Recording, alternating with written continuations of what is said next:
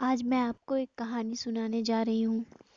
इस कहानी का नाम रखूंगी जर्नी विद कृष्णा। अगर आप लोगों का सहयोग मिला तो इस कहानी को मैं हमेशा के लिए आगे बढ़ाती रहूंगी।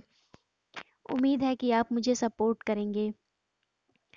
ये कहानी लोगों के जीवन से प्रेरित है। कुछ लोगों के वास्तविकताओं को ना बताते हुए बस एक कल्पनाओं से, थोड़ा बहुत कल्पनाएं हैं, थोड़ा बहुत वास्तविकता है, उसे मिला जुला के मैंने कहानी बनाई है। ये कहानी सत्य भी है। आपका विश्वास अगर ईश्वर के प्रति है तो ये कहानी 100% आपके लिए ही है। तो मैं शुरू करती हूँ इस कहानी को। एक छोटी सी कन्या थी जिसका नाम था कृष्णा। कृष्णा के घर में शुरू से ही जन्माष्टमी का त्योहार बहुत धूमधाम से मनाया जाता था।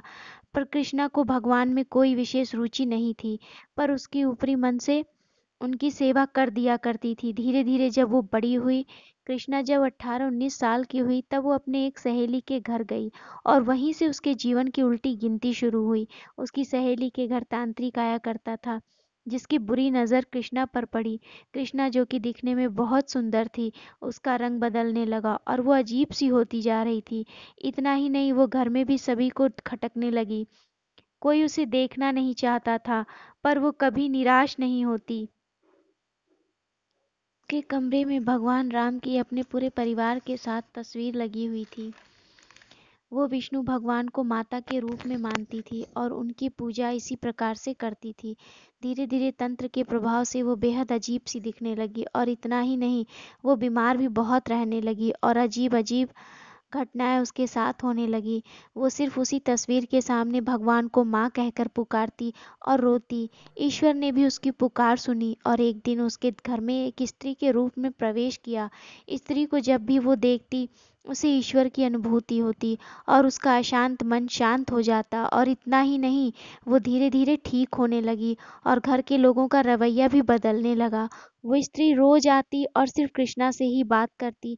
जब धीरे धीरे सब कुछ ठीक हो गया, तब उस स्त्री का आना बंद हो गया। कृष्णा को लगा मानो कुछ खो गया है। वो इस स्त्री को ढूंढने लगी और ईश्वर से प्रार्थना करने लगी, पर वो स्त्री कहीं न मिली। एक रात उसे स्वप्न आया कि भगवान के आदेश से ही वो स्त्री कृष्णा की मदद के लिए भेजा था। वो बहुत ऊंची पहाड़ियों पर रहा करती हैं और भगवान का आदेश मान लोगों की सेवा करती हैं। उसकी नींद टूट जाती है। वो सोचती है अब वो भगवान उसे नहीं मिलेंगे। वो परेशान हो उठती है और ईश्वर से अपने साथ रहने के लिए प्रार्थना करती है। फिर उसे आभास होने लगता है कि कोई ईश्वरीय शक्ति उसके साथ है।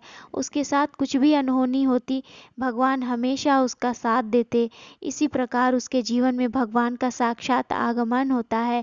ईश्वर तो हमेशा हमारे साथ रहते हैं, पर उनके दर्शन कब होंगे, ये ईश्वर ही तय करते हैं।